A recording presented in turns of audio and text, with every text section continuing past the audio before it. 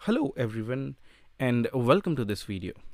So in this video, we are going to identify SQL injection onto a live target. So here the live target is hotelornate.com.pk and we will see if we are able to identify SQL injection into it. So as we know, for identification of SQLi based vulnerabilities, we need to identify an injection point onto a target. So as you can see onto the URL right now, we do not have any injection point or any parameters. Neither do we can see anything onto the application right now where we can input something or write something. So let's navigate onto the web application right now and try to identify if we are able to get any parameter onto the web application. So you can see onto the left hand side it is key amenities. So I'm going to go one of them to see if I'm able to identify any parameter and test it so that if it becomes vulnerable to SQL injection so that we can move further. So I'm going to click on guest room and you can see once I click on this, into the URL two parameters appear. The first parameter is UD equals to 1 and the second parameter is ID equals to 1. Now, I do not know out of both which parameter is vulnerable. So I'm going to identify the injection point one by one. So for the first parameter, I'm going to put a single quote just to check if it gives me an error or the application loads successfully as it is. And you can see when I gave a single quote, the application did not change its behavior. So let's try it on ID equals to 1. Once I give the parameter, you can see the application behaves differently. The application has changed its state. The main reason over here is we are not able to see any MySQL based error. The developer has suppressed the error. It is one of the most common techniques that developer uses to suppress the errors, so the users are not able to see those errors onto their browsers.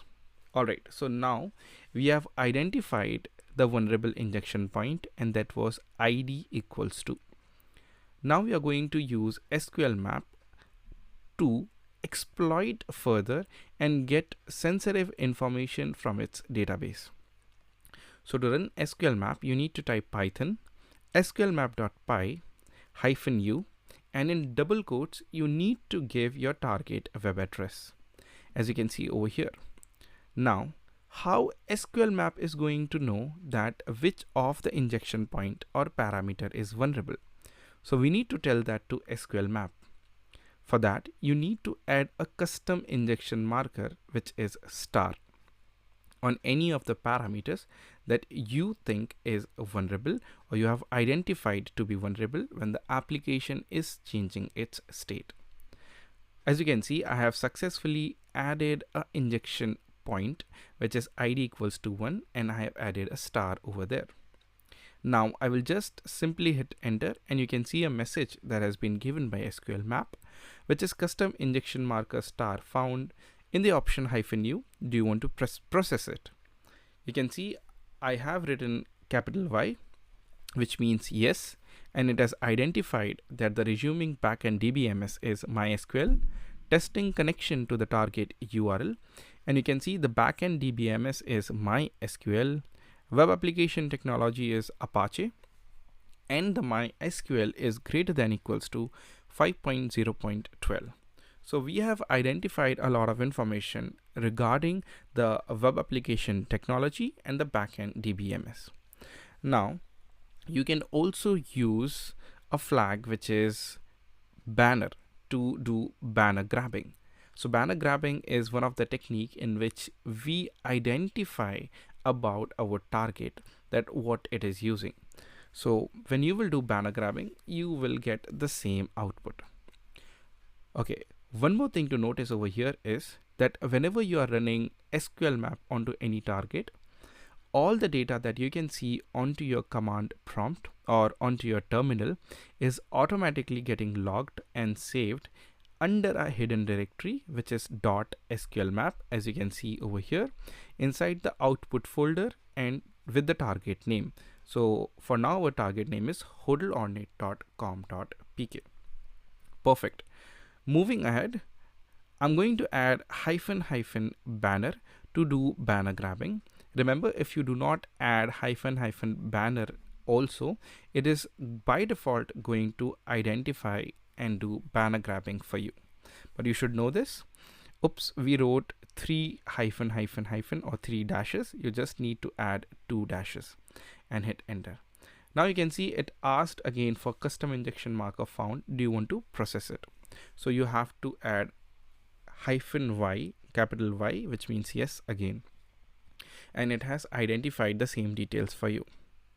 Now guys, I do not want to add this hyphen y every time whenever I'm scanning.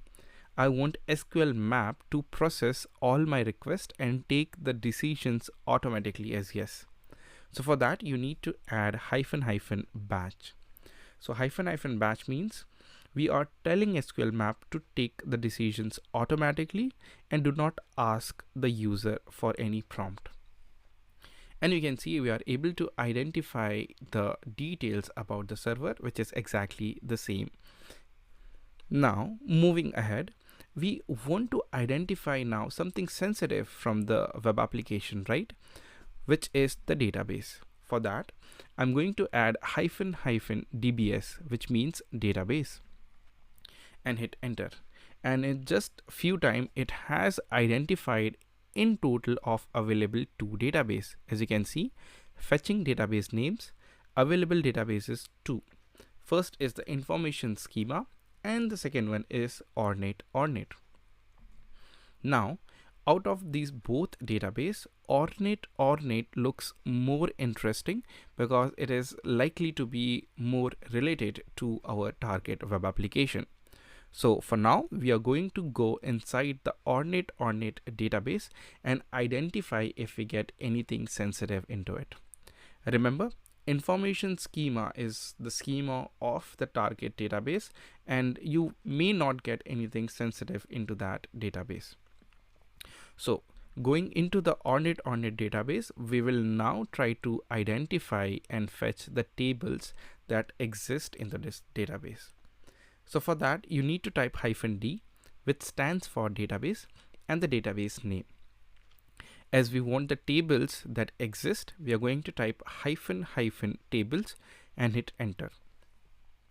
As you can see, we are able to retrieve in total of 5 tables. The first one is gallery, Leto about, Leto editor, Leto page, and Leto user. Remember, guys, we added hyphen batch. That is the reason it is not asking us to confirm anything, or no prompt is appearing. It is taking all the decisions automatically. Perfect. Now let's go into one of the table. So it looks like this Leto user table is interesting, and I would like to go into this table. So for that, we need to give the table name with -t flag, which is Leto _ user. And as we want all the columns right now, so we are going to add hyphen columns and hit enter. And you can see we have successfully identified that in the Leto user database, or into the ornate database, Leto user table, we have identified in total 5 columns, which is email, full name, ID, password, and username. Now, I want to see the data which is into this 5 columns. So for that, I'm going to dump the database by typing the command which is -dump. And you can see we are able to get the successful retrieval of data. And you can see there is in total of 1 entry. And you can see this is the email address which lies on hotmail.com. This is the username which is admin, full name is administrator, and the password is also admin. Bingo. We are able to identify the credentials of the admin, which is username admin and password admin.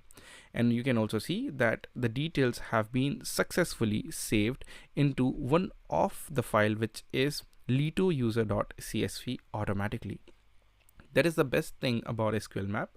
That is that it continuously logs everything, and whenever you want to go back, you can just go to the folders and you're able to identify about your target. Now, one more thing that I would like to mention to every one of you is, guys, whenever you're testing for SQL injection in any web applications, you should not dump any sensitive information or database or tables or columns from that target, because that may be violation of policies against that bug bounty program and you may end up in some trouble. Although you have identified a very critical vulnerability, it may end up that you may not get anything for this hard work or identification of a very good vulnerability into the target.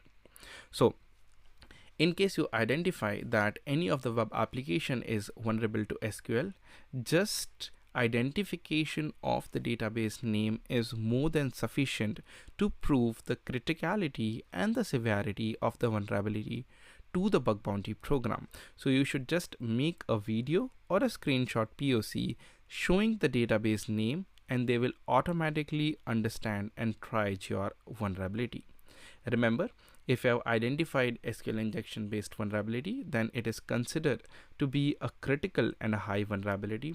So it should go for a P1 or a P2 bug at least on any bug bounty program or any pen testing role that you're going to do. So I hope you guys understood how you can use SQL map for exploitation of web applications and how you can also dump and download the sensitive information from the database for any underlying website.